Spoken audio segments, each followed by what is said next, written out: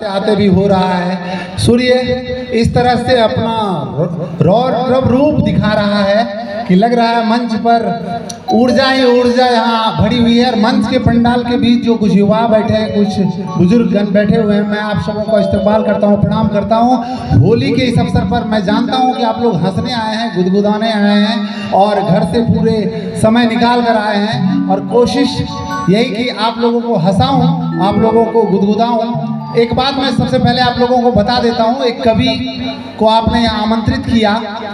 सबसे बड़ी बात है, जितना भी गीत गाना आप लोग सुनते हैं वो रचता है किसी कवि ने। अगर किसी कवि के द्वारा रचा हुआ गीत सुनकर आप लोग झूम जाते हैं तो वो कवि रचता कैसे है, उसके बाद आप उन्हें सम्मान देते हैं, उन्हें बुलाते हैं, उन्हें आप मंच देते हैं। यह बहुत बड़े हृदय की बात है। आप उसे देखकर एक बार आगाज करने के लिए आप लोग इशारा कीजिए तालियों से, कि ताकि लगे कि आप सुन रहे हैं। कृपया युवा मित्रों से आग्रह है, कृपया एक बार जोरदार तालियों से जुड़िए। मुझे मालूम है युवाओं को इतनी बार युवा युवा कह के ठगा गया है कि युवा उत्साह में नहीं आते हैं और सोच समझकर ताली बजाते हैं। मैं आपकी समझ को दाद देता हूं, लेकिन मैं पूरा भरोसा दिलाता हूं आपको कि आपको मैं ठग कर यहां से नहीं जाऊंगा। मेरा नाम मंजीत सिंह किनवार, लोग प्यार से डॉक्टर मंजीत सिंह किनवार बोलते हैं। मुझे एहसास है कि यह प्यार मुझे युवाओं के कारण मिला है, युवाओं के प्यार के कारण मिला है, युवाओं के लगातार सपोर्ट के कारण मिला है। अपने आप लोगों की बात, आप लोगों के हिस्से, आप लोगों की बात लोगों तक पहुंचाता हूं। कुछ इस खूबसूरत माहौल के लिए अपने देश को याद करते हुए मैं एक पंक्ति कहता हूं कि खूबसूरत शमा है इरादा हसी, आज हम सब करें एक वादा हसी। खूबसूरत शमा है इरादा हसी, आज हम सब करें एक वादा हसी। प्यार ही प्यार हो, प्यार ही प्यार हो, अब न तकरार हो। प्यार ही प्यार हो, अब न तकरार हो। देश अपना बने और ज्यादा हसी, खूबसूरत समा।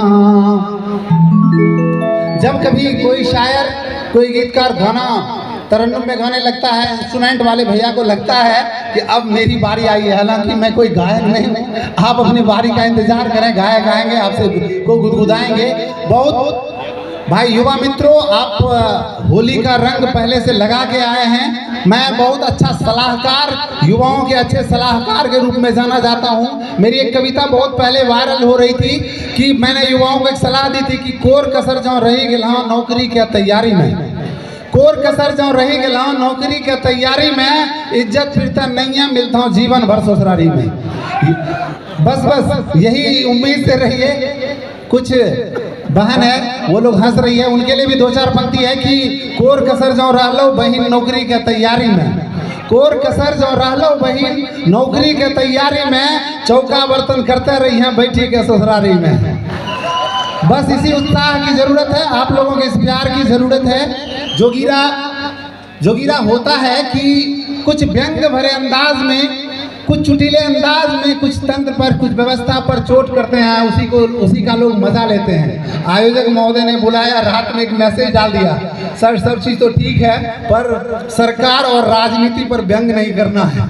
तो मुझे एक बात याद आई कि ये तो वही बात हुई कि परीक्षार्थी को एग्जाम हॉल में बुला करके सिलेबस ही चेंज कर रहे हैं। तो आप लोगों ने एक शायर को, एक हाथ से पढ़ने वाले को, उनके हाथ से उपजने वाले हर क्षेत्र को बंद कर दिया और कहा अब हंसा के दिखाइए। बहुत बड़ा चैलेंज है। तो मैं सचमुच में वैसी ही कविता आप लोगों को सुनाऊंगा जिससे आप गुदगुदाएंगे, आप हंसेंगे। सच्ची बात तो ये है, बहुत सारे लोगों को पहले मैं होली से जोड़ने से पहले याद करिए कि होली का मजा जो बचपन में आता था वह मजा बड़ा होकर के चूक जाता है। हम लोग अपने बचपन से चूक जाते हैं। तो मैं होली से पहले आप लोगों को आपके बचपन में ले जाना चाहता हूँ। बहुत ही चुटीले अंदाज में एक कविता है, एक नज़्म, एक गीत है। मुझे लगता है उसका हर एक बंद आपको आपके बचपन तक ले जाएगा।